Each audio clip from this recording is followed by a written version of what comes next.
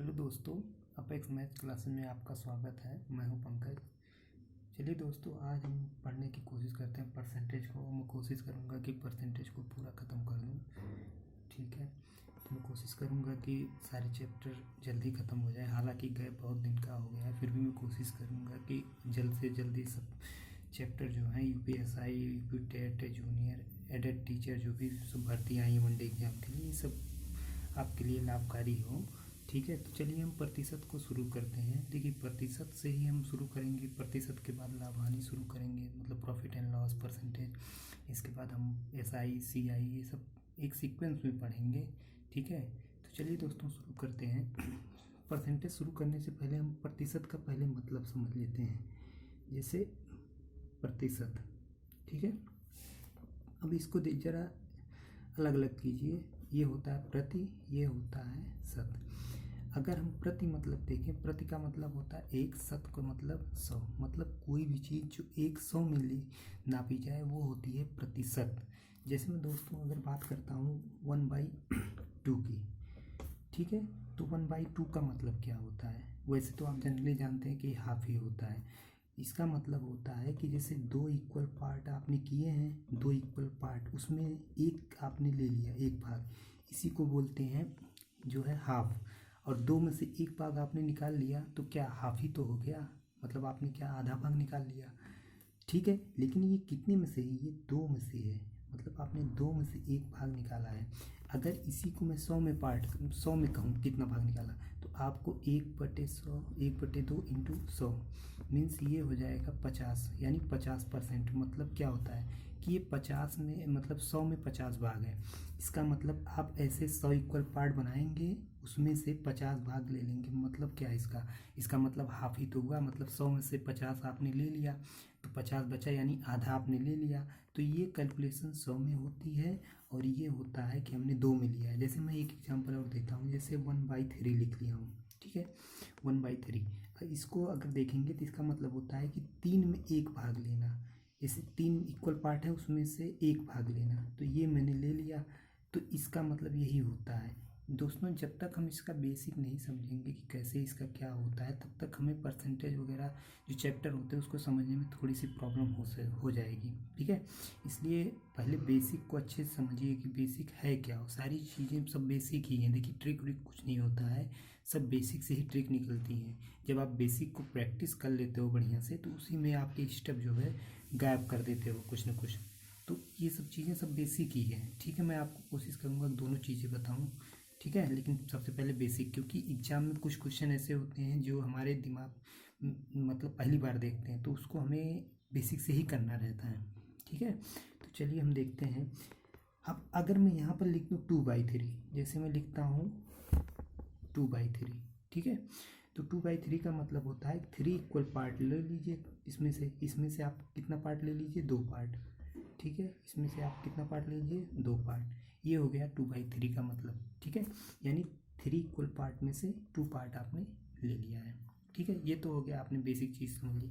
अब मैं बताऊंगा कि कैसे किसी भी भिन्न या फ्रैक्शन को परसेंटेज में कैसे चेंज करें, या परसेंटेज को जो है फ्रैक्शन में या भिन्न में कैसे चेंज करें। मैं कोशिश करूँगा कि दोनों भाषाओं को लेके चलूँ साथ साथ। तो चलिए, पहला मेरा पार्ट है कि किसी भी भिन्न को प्रतिशत में बदलना। प्रतिशत में बदलना, ठीक है। देखिए, किसी भिन्न को हम प्रतिशत में कैसे बदलते हैं। हालांकि मैंने थोड़ा सा क्लू बता दिया है आपको। ठीक है, अब देखिए कैसे बदलते हैं। जैसे मान लीजिए मैं ऊपर वाला एग्जांपल लेता हूँ 1/2। ठीक है, इसको मुझे बदलना है प्रतिशत में। ठीक है, तो अभी मैंने बताया किसी भी चीज़ को प्रतिशत में बदलने के लिए उसके सामने कितने से गुणा करना होगा? 100 से। इसको काटेंगे, 2 1 के 2, 2 5 10, यानी ये हो जाएगा 50%। यानी अगर मैं बात कहूँ 1/2, 1/2 और 50%, दोनों बात एक ही है, बशर्ते ये भिन्न में है और ये 100 में है। यानी ये 2 में एक पार्ट है और ये 100 में 50 पार्ट है। ठीक है, 50 भाग है। अगर मैं बात करूँ 1/3 की, तो इसको अगर मुझे बदलना है तो ये हो जाएगा 1/3, इसके आगे 100 से मल्टीप्लाई कर दीजिए। ठीक है, हमेशा याद रखिएगा कि कभी भी, जैसे इसका मैं एक ट्रिक बता देता हूँ आपके दिमाग में याद रहे। FM, ठीक है, फ्रैक्शन मल्टीप्लायर, मतलब फ्रैक्शन है, उसको अगर आपको परसेंटेज में बदलना है तो आपके पास मल्टीप्लाई करना होगा। तो ये आपके दिमाग में थोड़ा सा क्लिक रहेगा तो हमेशा आप याद कर लेंगे। कभी कभी कैसा होता है कि जनरली आदमी भूल जाता है कि कौन क्या मल्टीप्लाई होगा। ठीक है, कभी फ्रैक्शन को अगर परसेंटेज में बदलना है तो उसके आगे 100 से मल्टीप्लाई, यानी FM तो आप सभी लोग जानते होंगे। ये आप जो है लेटर याद रखिएगा। ठीक है, जैसे 1/3 है तो 1/3 को अगर मुझे बदलना है तो 1/3 को ये तो कटेगा नहीं। ठीक है, ये कटेगा नहीं तो इसको मैं क्या लिख सकता हूँ, 100/3%। या हम लोग क्या करते हैं मैथ में, एक थोड़ा सा लॉजिक होता है कि इसको जितना ज़्यादा हो सके सिंप्लीफाई कर दीजिए। अब देखिए इसको कैसे बदला जाता है, तो इसको मैं बदलने का एक तरीका बताता हूँ। देखिए ठीक है, ये होता है कि आपको 100 में जो है 3 से भाग देना है, तो कितनी बार जाए, 3 3 जा 9, यानी 3 3 का 9, फिर ये कितना आया 100। ठीक है, फिर 3 टाइम जाएगा, 3 3 का 9 और 1। ठीक है, फिर डेसिमल लगेगा। ठीक है, डेसिमल लगाने की हमें ज़रूरत नहीं है हालांकि।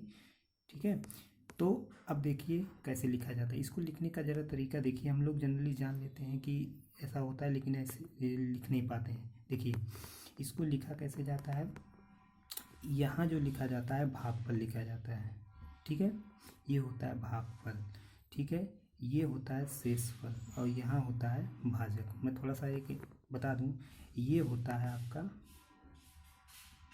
भाजक, ये होता है भागफल,